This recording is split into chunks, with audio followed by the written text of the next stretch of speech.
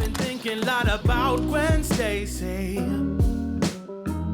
If I moved a little different, would she still be here and be my baby? Ooh, ooh, ooh. We are recording our third episode of Dissonance Sessions with you, and this is all about where mental health and music collide. I love that.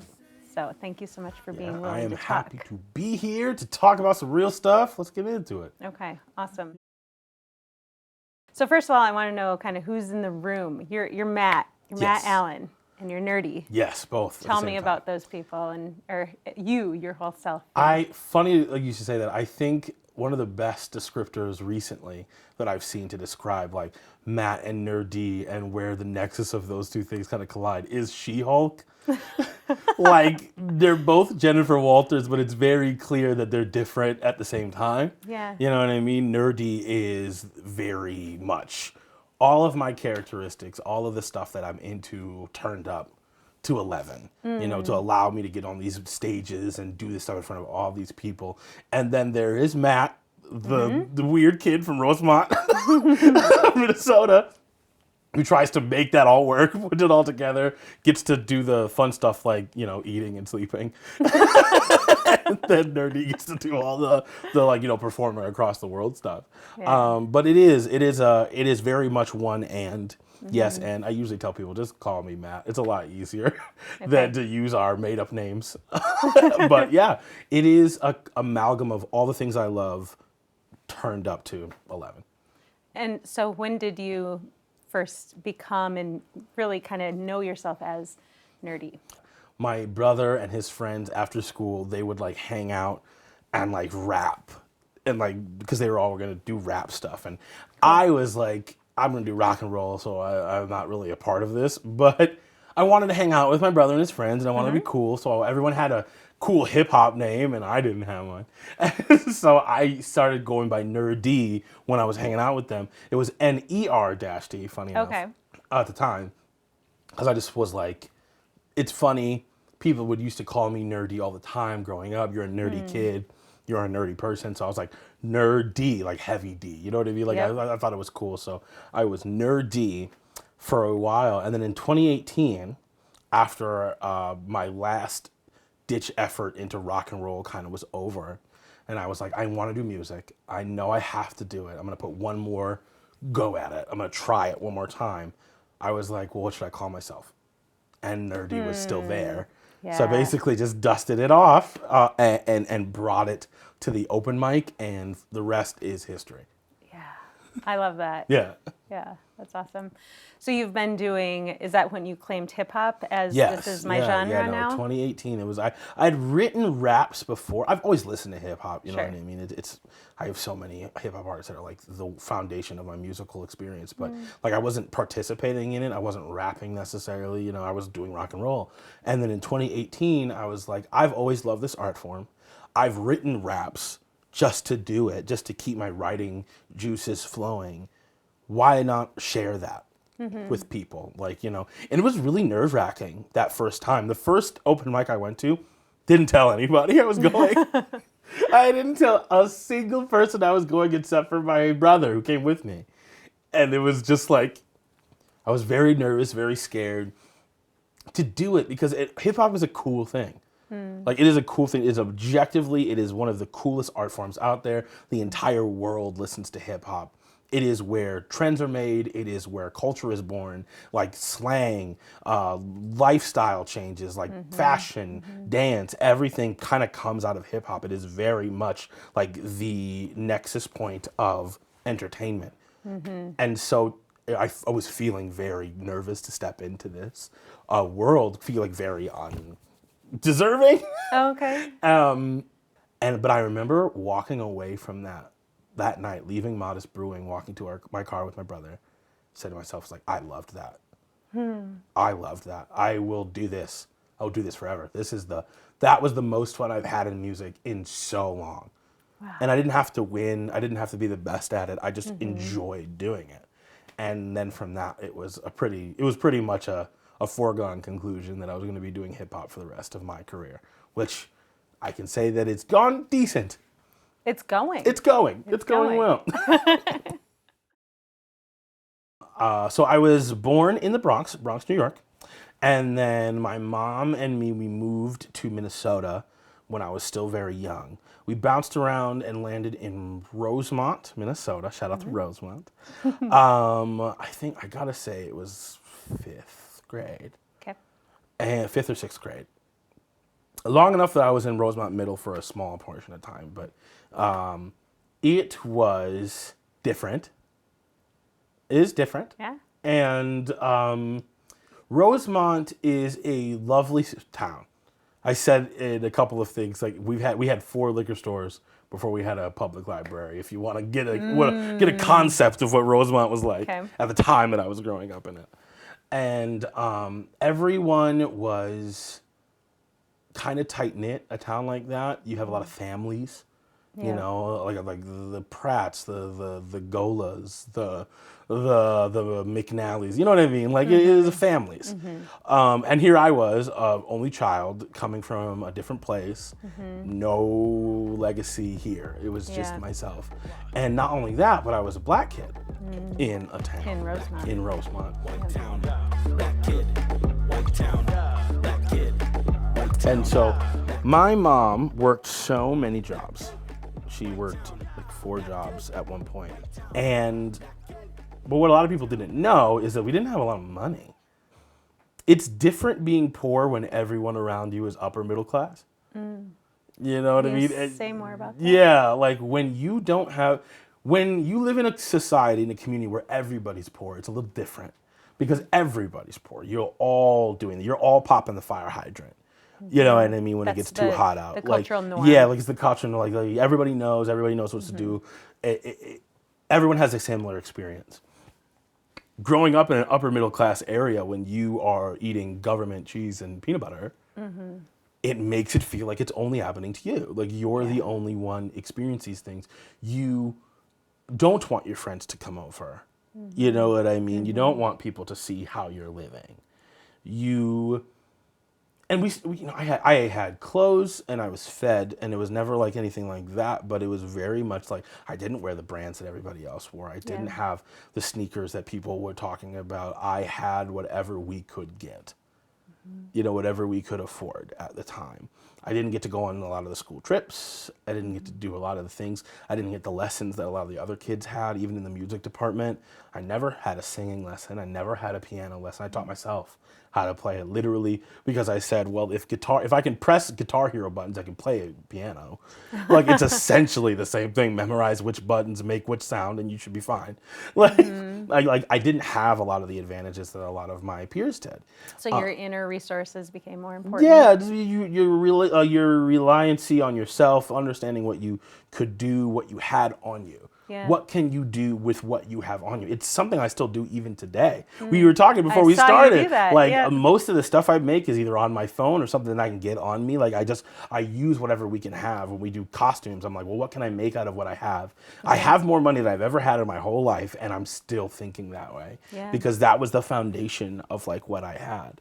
Everyone had a car, or everyone had a bike, or everyone had access to those things. Yeah. It was very different. So that was what it was like, and it was just me and my mom. I spent a lot of time alone. My mom worked so much, you know what I mean? And my mom was not the greatest. Like she was a hardworking, powerful woman, being a single black mother in a space where being a black woman is not rarely given its due. Yeah. And that stress and the depression and the hurt that I know came from that was like, I was the only outlet for that.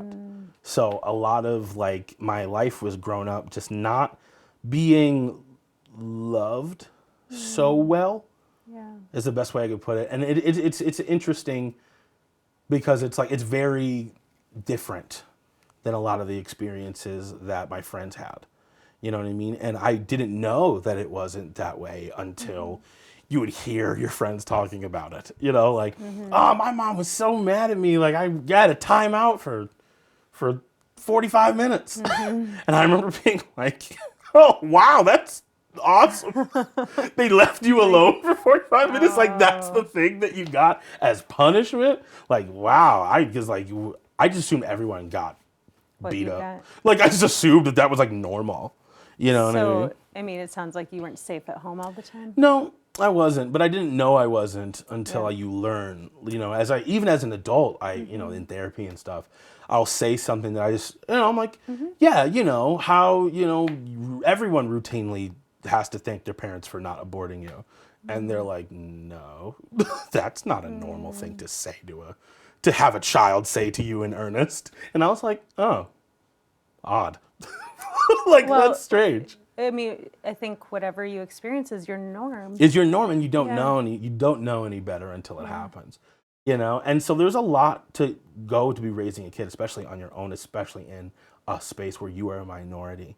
Not that it excuses everything that happened, but it is a way to explain where some of it was coming from. Yeah, I hear. I mean, you have a lot of empathy for her Yeah. experience. Yeah. And does that help you then better understand it and like maintain the sense of love and relationship with your mom? Like, it is definitely the thing that helps in every context. Having empathy, having understanding. It's how you become a better person. Okay. And yeah, as I always say that there is anger where anger is needed. It's like a fire in a fireplace. It is where it's supposed to be.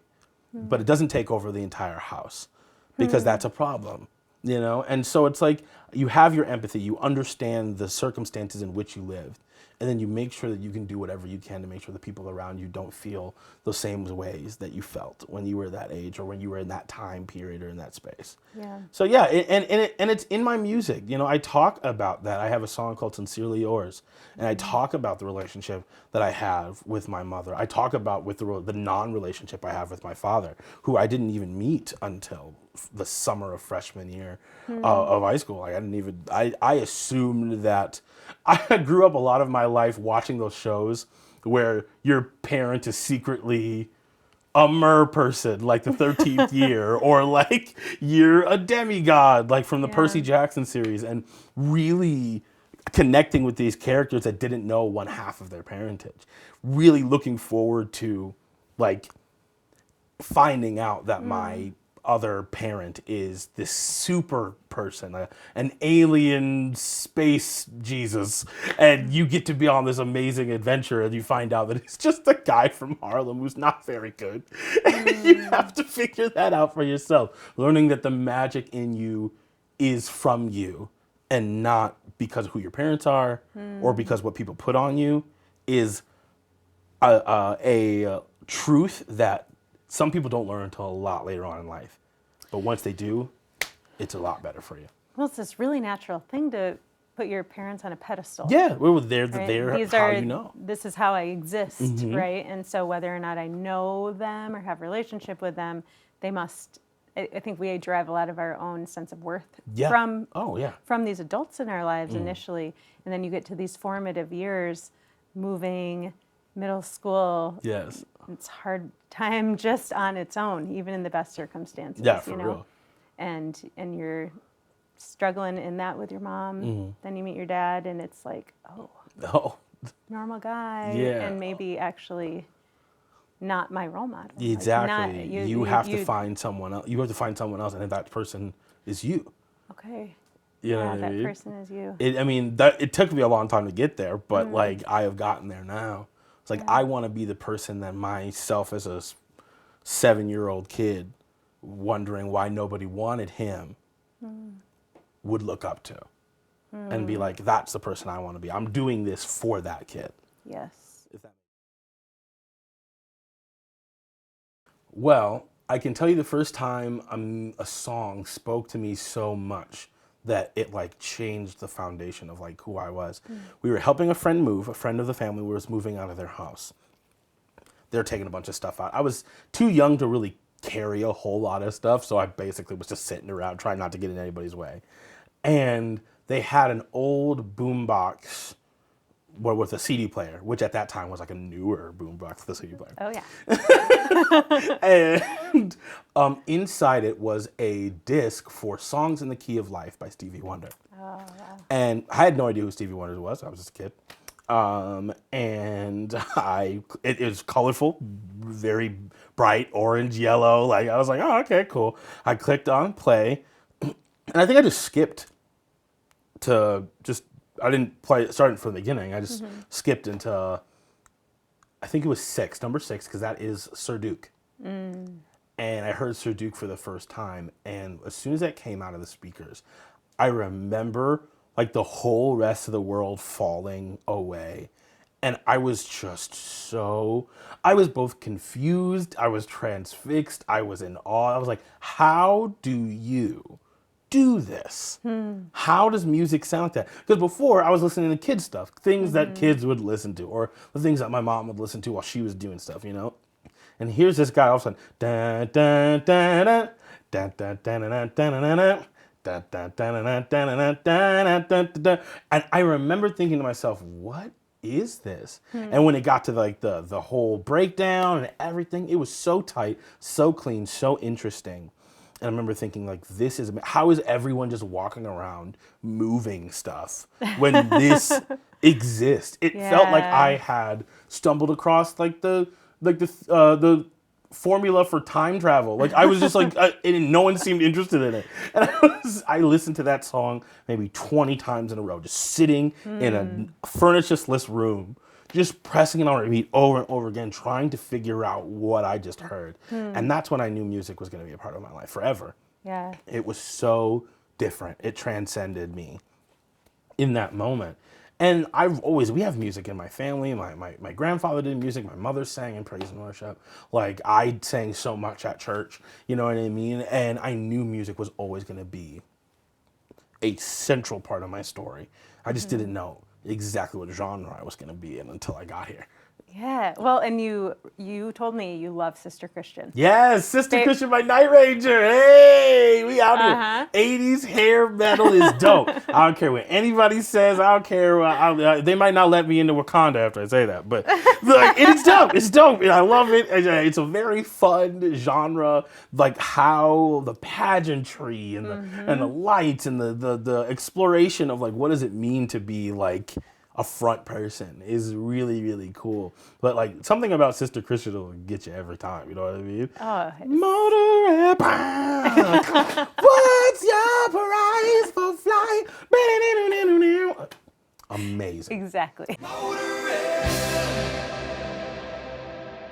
One theme with you in your music and in your activism and the organizations you've built. It's a lot for other people. You want to be there for other people. You are. You are very available, and you are full of empathy and care and wisdom that you share with other people to create the safety that you didn't have, it sounds like. That's a big part of it, yeah. Who do you allow to be there for you? I have an amazing group of friends and family that are there for me. And that's one of the things I'm working on. Sometimes I get a little bit like self-sacrificey, and I don't take, I take too much time for other people, and I don't take the time to like sit with myself. I'm learning. I'm growing. Where are you learning that? Therapy is a big thing. Okay. I can't stress to people enough like how, especially if you're an artist, especially if you're working in the medium of emotions, it is important that you have someone to sift through that stuff with. My job as a musician, many a times, is to delve as deep as I can into all the stuff in my life and pull out meaning and universal experience for everyone. And a lot of times that's me diving into like things that make me sad, things that make me angry, things that make me anxious, things that make me all sorts of feelings. And if I am not taking the time to sort that stuff out, it becomes very dangerous, and it becomes very like not working with chemicals with gloves and glasses on. Like these are dangerous chemicals, dangerous things but they make really good stuff. So we do need to do that, but you need to take care of yourself. You need to protect yourself as you're doing it. Therapy is the best way to do that. It really is. And there's a lot of things that can be therapeutic. Taking a walk, out in nature, being with friends or pets or other various things that are therapeutic. But therapy, someone who is trained and licensed to like shift through that stuff with you, is invaluable. And so that's where I'm learning a lot of this stuff about like taking a second for yourself, or not. Even in this conversation, I find myself doing bits that that my therapist would be like, why are you doing that? You don't have to do that. Like, you know, it's like, it's being with yourself, learning how to regulate. Okay. So do you mind if we go into that a bit? Where are those things? What would your therapist be saying? Hey, I know you here. You know, I see you doing this. What is that all about? I know for a fact that I have a tendency to try and make people feel more comfortable with the darker parts of my life than is necessary. Okay. Because that's a defense mechanism of someone who's lived with someone who might have been abusive. Yeah. So for example, like when I make a joke about getting like beat up, it's not funny. Don't laugh. Like, you're laughing because you want someone else to laugh, because if they look at you and are like, that's horrible, then you're going to realize that it's horrible and you're not wanting to feel bad right now. So make a joke. Yes. That's what my therapist would tell me, like, hey, you don't have to do that. It's not your responsibility. I understand that you're protecting yourself, but bad stuff is bad stuff. Let people react in that way. You don't have to. You can be fine without needing to let people know that you're fine. They should know that, like, bad stuff happened to you, that you feel sad about certain things in your life. That's okay. You're not gonna, like, it's not gonna all come crashing down. That's one of the things. Okay, that's really good insight. Yeah, it's not easy. It's not, but it's also, when we're talking about trauma and when we're talking about the responses to that, and something that's very adaptive in your life is that you've learned to protect from that. When you put it out there, you can't always trust that people will handle that information delicately, or even certainly not in ways you deserve. I can tell you for a fact, and this might be a cultural thing, because I don't know a single black person that I've hung out with that didn't get whooped at some point. Sure. We even have a phrase, whoop, to explain without explaining. Well, I'm not talking about like abuse. I'm just saying I got whoopings, and then you have to, but the reality of the situation is like, nah, you got hit. Yeah. Like, when your parents were angry, they struck you. That's not good. That isn't something that you should just hand wave away. Even if so many of us have the same experience, it doesn't mean that it's all right. It just means that a lot of people were wrong. And especially in the black community, this is gonna be a real, y'all didn't know I was doing this, and I didn't know I was doing this. But like in the black community, and I think there is this holdout from slavery that we're still dealing with, which is violence to correction. Yes. Was implemented on us by the slave masters, which then was translated down to the younger slaves to teach them how to not get massa angry at them. Yep. And then it continued on from there. And my parents were not that far removed from that system. When we talk about how slavery and the horrors of chattel slavery was not that long ago, that's what I mean. And so for a lot of people, that is love. You were talking about the idea of internalized depression. Yeah. And we internalize messaging, and then there's something called generational trauma. And is that what you're describing? That's very real. That's generational trauma. There's especially, and I can only speak to the black experience, as I am both a third generation American. My grandparents on my mother's side immigrated from Jamaica, and then original recipe black from my dad's side. I'm talking like I say original recipe black. There's no spicy black. I mean, I'm sure there is somewhere, but someone would say that. But like original recipe, like I can only speak on that experience, but I can say as a black person in America, generational trauma is very real. Yeah. There's still stuff that we're dealing with that came from chattel slavery that we haven't really, we're just scraping the surface in now. Right. Well, just that term even, we're just starting to understand that, and the way that trauma imprints on our DNA. Yeah. And then we naturally we pass it on and inherit it. And so as a Black man, you are walking in that, living in that. Yeah. And you can, it sounds like, understand some of the experience because of understanding what that is, and that helps you make sense of it. And it's also the dialectic that you're holding between this was not okay and here's why it happened. Yes. Where you can still find that empathy. Yeah, you can understand how A got to B, got to C, got to D. You know what I mean? It doesn't make it okay. No. But the unknown of it is stripped away, and then you can be like, all right, like I can see what led to here. Yeah. And then it gives you more of a passion to make sure that that doesn't happen again. It's not ancient history. No. And so we're still dealing with it today. Well, here in Minneapolis, the epicenter of the uprising following the murder of George Floyd and endless other examples of racism and police violence and needless, horrible, tragic death. When we look back and our kids' look back at 2020 here in Minneapolis, they're going to talk about it like how they talked about Selma. They're going to talk about it like how they talked about all that stuff, because it really was like that. Yes. Like, there is no way to explain it other than like cops were beating people in the street with impunity for a summer. And that is the truth. That's the truth. It's the most real truth that you can get coming from a place like Minnesota. Yep. Right. So there's generational trauma, and then there's modern day. And there's modern day, like our kids will feel the effects of what happened over the 2020 summer. Yep. They will. They just will. And so it's our responsibility to make sure that we can mitigate as much of that damage as we can by coming together and helping as many people as we can. That's what we can do now. Absolutely.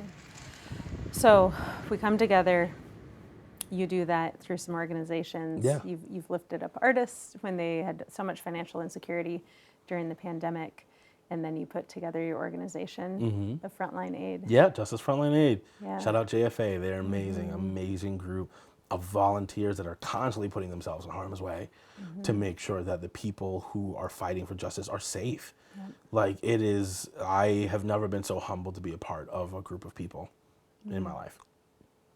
That's awesome. Thank you for doing the work you do. Hey, I am happy to do it. This is my community too.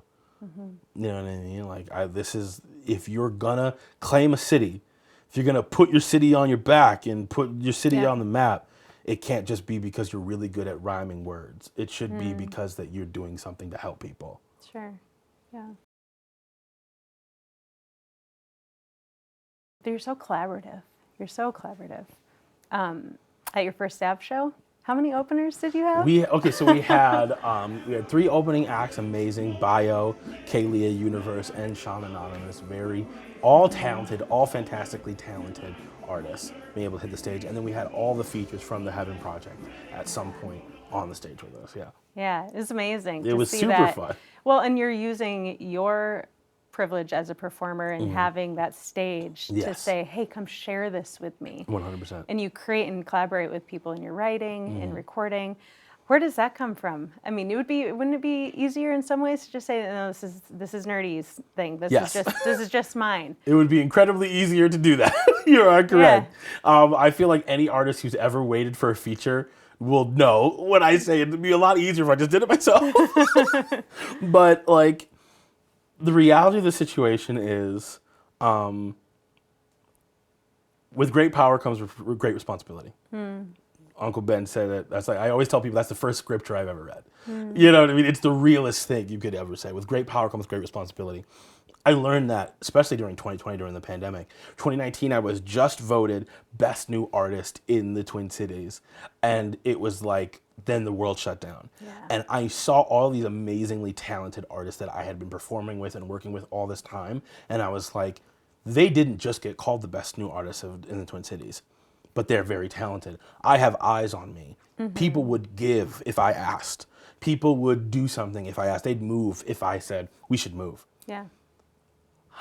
Is it not then my responsibility to make sure that we all move together? You know what I mean? Sometimes you put it on your back. That's just what you do. I feel like there are a lot of artists that do that as well, very well. They do that very well. And I was like, I want to be that. I want to do that. I want to Dreamville this. You know what I mean? Like, I want to be like, I'm going to take people that I know are good. And because I know you'll listen to me, I'm going to say, listen to them. Because my talent makes way for me. I don't need to take the spotlight from somebody else. The crab in the bucket thing is played out. It only happens with people who don't believe that they're good. I know that I am. So I can show other good people off because my music's not going to be any less good if somebody else is great. Right. You know what I mean? So that's my energy. I like it that way. So when I perform, when I have these opportunities, I love to put people in front of other people because I'm like, look, these are the people that I'm rocking with. This whole area, this whole community, Minnesota has dope artists here to a way that like people aren't even ready for. Right. And so if I can take what little shine I get and put it on other people, we're all reflecting each other. Yeah. And then it's just like a much brighter in general. On your website, it says that you are hip hop for everybody who has ever felt a little different. Yes. Yeah.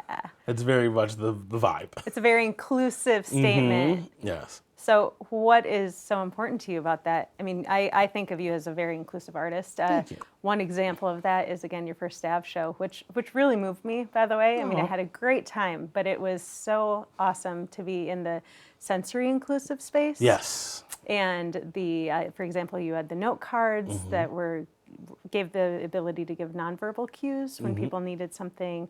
Actual sensory items were provided at the entrance, and I thought that was really special. I knew that I needed to do something like that, especially for the type of show we were trying to put on. I'm very big lights, sounds, pageantry, like we said before, 80s hair metal. Like I'm very much into that kind of stuff. But I do know that there are a lot of people in our community, but just in the world in general, but in our community specifically, that would very much love to come to things like this, but because they are not, the spaces are not made for them, they just don't. And so they miss out on some of like the really powerful parts of our community, especially musically, because there's not being a table for them. There's not a space for them. So when we were like, we're going to put on the show on First Ave, we're going to do this thing, I was like, yo, I don't want people to not be able to come because I think it's going to be really important for them to see what we've been working on. Yeah. So then we went, and Health Partners was so great. They helped us out. And they're like, I said, like, I want to do these sensory inclusive bags. Like, this is the idea. They were like, cool, we'll help you. Until we did, and it was great. I'm really happy the nonverbal cards turned out really well. And people are still using them, which I think is great. Like, because sometimes sometimes it's just easier to point and get the help you need, and that way everyone can enjoy the show. Everyone can have a good time. And especially when you use a lot of the lights, sound, smoke, and pageantry, it's almost like you should really do that just as a common practice. I would love if it were common practice. I think it does make music and performance a lot more accessible. Yeah. It also is just a big part of disability justice. Yeah. And justice is a big part of who you are. Yes, that is a big thing. That is, if I can put that on my like list of words that describe me, I'd very much like that to be on there. Yeah. So I think of also gender and sexuality, justice within that realm. You've been very vocal about supporting, again, I go back to this show that moved me so much. Proceeds went to Reclaim. Yes. This local organization that supports so many trans folks. Yeah. And really affirms that experience. Yeah, that was incredibly important to me. I don't ever want it to be said that like Nur-D wasn't on the side of health and caring and justice. And Reclaim is such a great organization to be taking the time to help some of the people who are needing it the most. It's already really hard to be a teenager. Yeah. It's so hard in this day and age. It's getting harder and harder. More and more of your life is on display. Having to deal with all of the pitfalls and confusion and stuff that's happening with a world that doesn't accept you for who you are is even harder. So having an organization that takes the time to like make sure they're there for those youth is indispensable in a community that cares about each other. Yeah. And so for that show at First Ave, real talk, I had conversations with my friends, my family, and some people thought I was being out there, but I was like, I don't care about the money. I will not make a dime off the show. It was one of the biggest shows we ever had, one of the biggest paydays that we would have gotten. If I would have taken that stuff home, I would have looked real nice, but real comfortable. But I was like, you know what? I don't need to make money. I'll make money. Money will make itself. But like, what I can do is take a moment to say, you do know that at your highest moment, you can give it all away and you're not going to lose everything. There is not a paycheck that you could take that is worth your integrity. You know, and I think that there's something in this community that could really be echoed a little bit more. Yeah, what do you mean by that? Oh man, you trying to get me canceled. You trying to get me into trouble. I will say this. That clout and money are not worth as much as people think they are. Being able to sleep at night with the decisions you've made and the people you've worked with is a far more valuable resource. And in the music industry in general, but in practice, our music industry in the Twin Cities often has struggled with that concept. So people will work with people, work for people, or champion people that will give them money and clout at the expense of their integrity. And that is unfortunate because I think that a lot of people here are talented enough that they don't need to do that. But because the way that the industry is set up, they feel like they have to. Yeah. And it is a bummer because then you lose a lot of the talent because it's such a narrow door to get through. And either you end up shaving off all the things that make you you and that make you able to live with yourself to fit through that narrow door, or you can't get through. And then you have to take the long way around, which is what it often feels like I do. Yeah, well, I was going to say it's, you know, one of the songs you're going to sing for us today is Gwen Stacy. Yes. And that starts with talking about how the grass is greener where you care for it. Yes.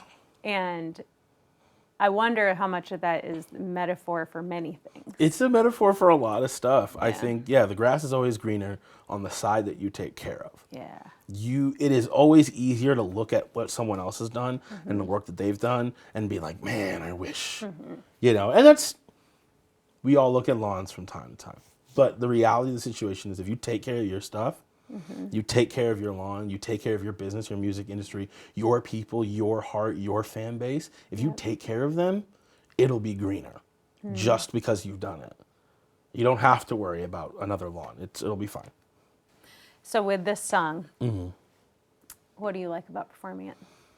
Gwen Stacy, I love it because I think it's one of my most unique writing exposés on a subject.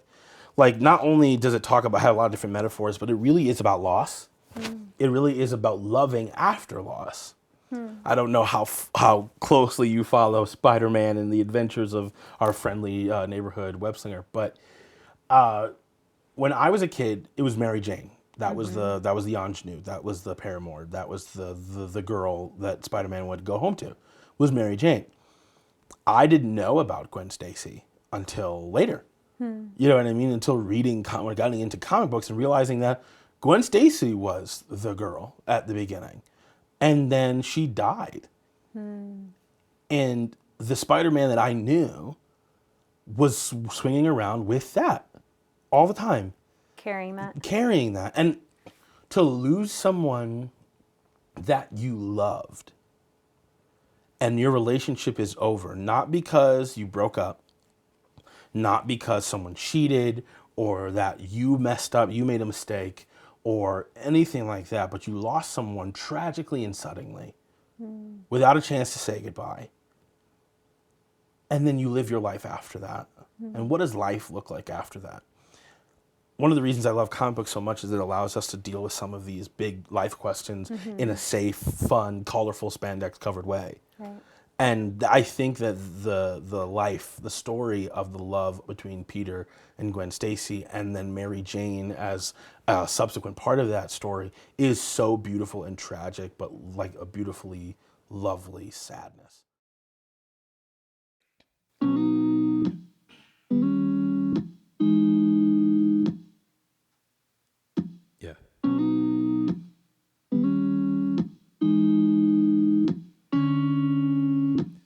Grass is always greener on the side that you take care of. And mine is pretty green, but there are lawns I ain't aware of. Yo, it's been a while since I have thought about her. Never forgot about her. You know you really can't compare love, cause everyone's got their things. Stuff that they do well with. Some people get the swing of things that others get overwhelmed with. So when I say I kinda miss the way she loved me, it doesn't mean I am unhappy with the hand I hold who loves me now. And wow, we were like only kids. I'm thinking about you every time I'm swinging past the bridge. I wonder if I went left instead of right when I get home from fighting. Who'd be there to turn and say goodnight? I've been thinking a lot about Gwen Stacy. If I moved a little different, would she still be here and be my baby? Ooh, boo, boo. And I really do love Mary Jane. I'm not trying to change a thing, I'm just saying. I've been thinking a lot about Gwen Stacy lately. I know lovers can meet, and lovers can try, and lovers can leave, and lovers can cry, and lovers can be amazing and kind and perfect for me. Then lovers can die, and I find myself mourning all our mornings. Our love was never perfect, but our love was never boring. It was over in a snap, and I can tell you that. I know I hit the jackpot, I'm in love, and that's a fact. And I am very happy, amazing and spectacular. I have all the positives that fit in my vernacular. If I have the power to keep loving her true, can someone tell me if I have responsibility to keep right on loving? Or is that kind of weird? I am not sure if love is really meant to disappear. The rules aren't really clear, so I think I'll just work with what I got here. I've been thinking a lot about Gwen Stacy. If I moved a little different, would she still be here and be my baby? Ooh, boo, boo, yeah. And I really do love Mary Jane. I'm not trying to change a thing, I'm just saying. I've been thinking a lot about Gwen Stacy lately. I've been thinking a lot about Gwen Stacy. If I moved a little different, would she still be here and be my baby? Ooh, ooh, ooh. And I really do love Mary Jane. I'm not trying to change a thing, I'm just saying. I've been thinking a lot about Gwen Stacy lately.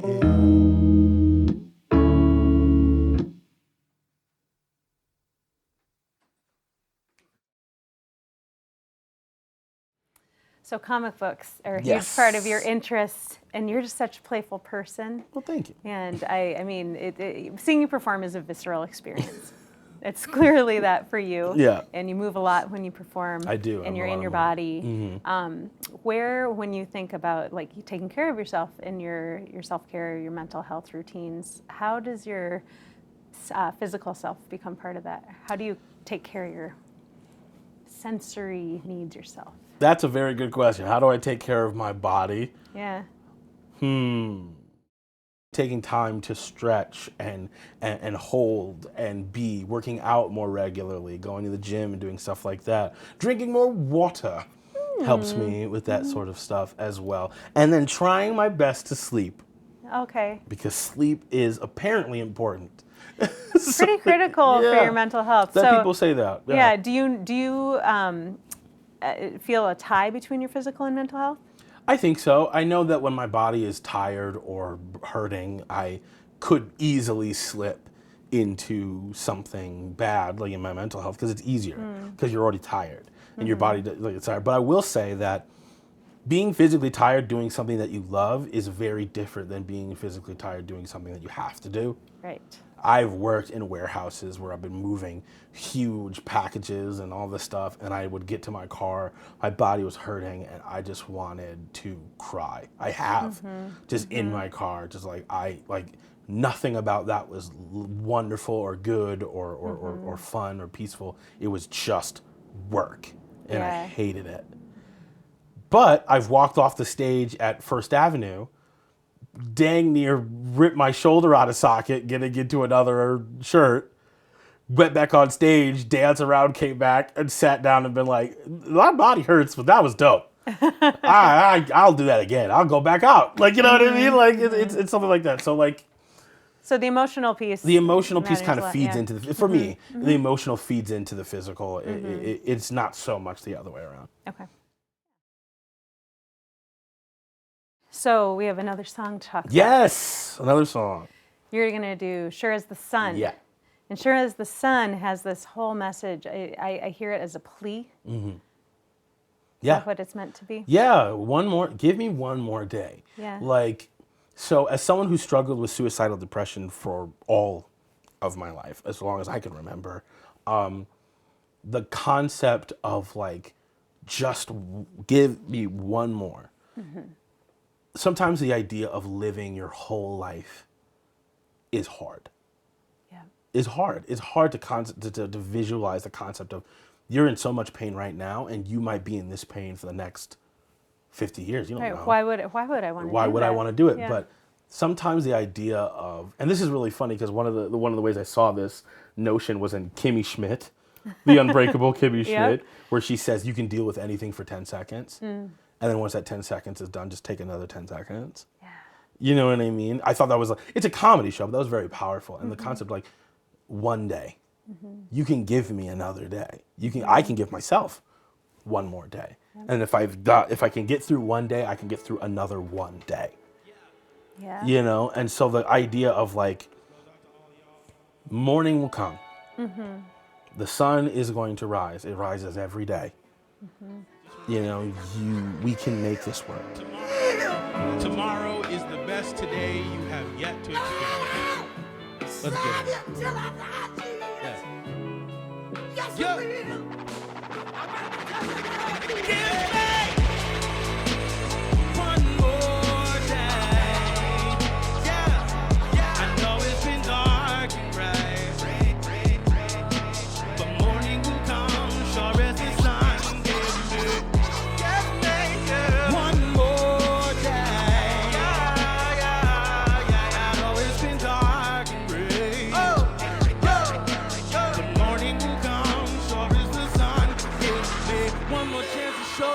Someone really cares though. You ain't gotta worry, they got eyes on the sparrow. Don't you cry, just go fly.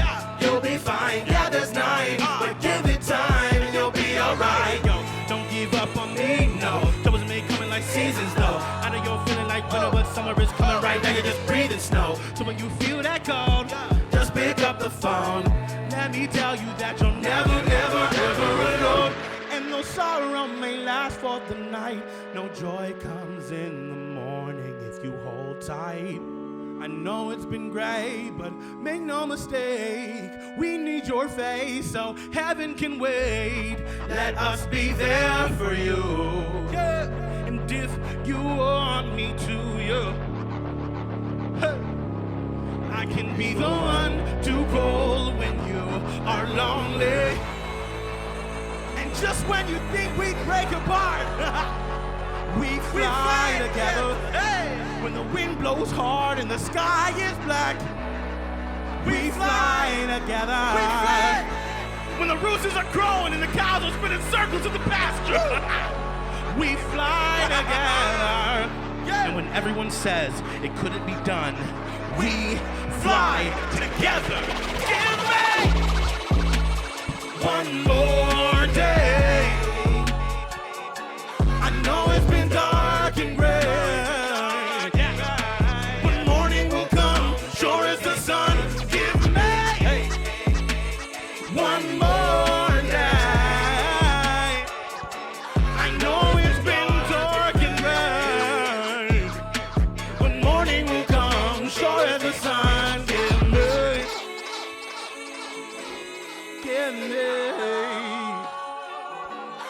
I can be the one to go. I can be the one to call. Yeah.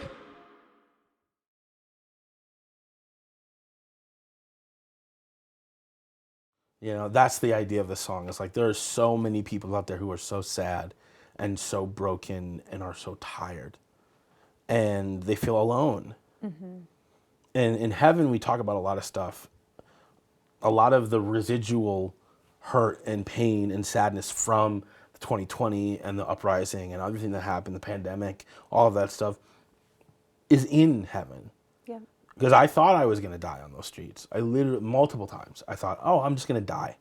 And to ask yourself, what is next? What is here versus not? This is why it's called HVN, here versus not. What is here? What is not? You know, and give me one more day. In the song you're going to hear, I say, heaven can wait. If heaven's going to be there, then it's going to be there. But we could use you today and tomorrow. Yeah. You know, and sometimes that's what it is. And as morbid as that sounds, sometimes it's not for you. Sometimes you make another day for someone else. Okay. You know what I mean? Yeah. And it's just like, if I can be that voice, me asking for you to stay one more day is the thing that gets you through that really dark moment, and you do stay, then I'll take it. I'll take it. I'll take whatever win I can get. A win is a win. Right. Keeping people here is the win. Keeping yourself here is Keeping the win. myself here is the win. That's the win. So yeah, that's what Sure as the Sun is like really about. Is keeping us here and keeping as many people here as we can, and knowing that tomorrow is coming. Today is a really tough day. Yesterday was a really tough day. Tomorrow the sun is very Annie. You know, like it'll be tomorrow. Yeah. Let's make it work for tomorrow. Okay. Yeah.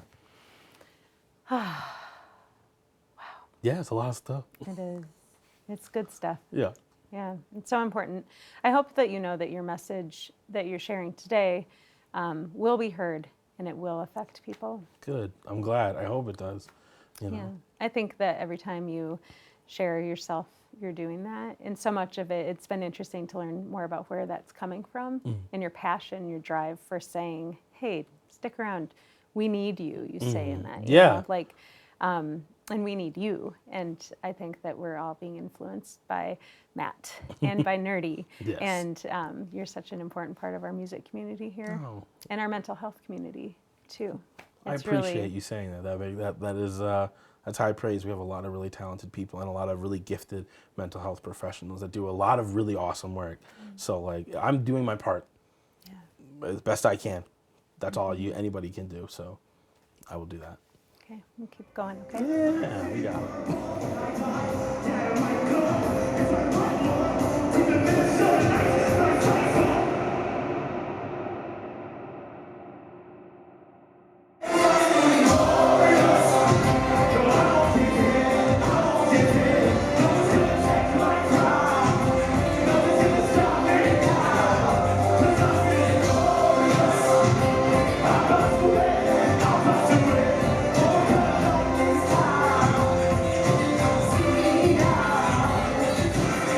One last time for Sarah.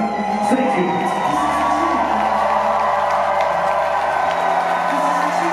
I'm just a kid from Richmond, Minnesota. I've never been to Memphis, and I appreciate all of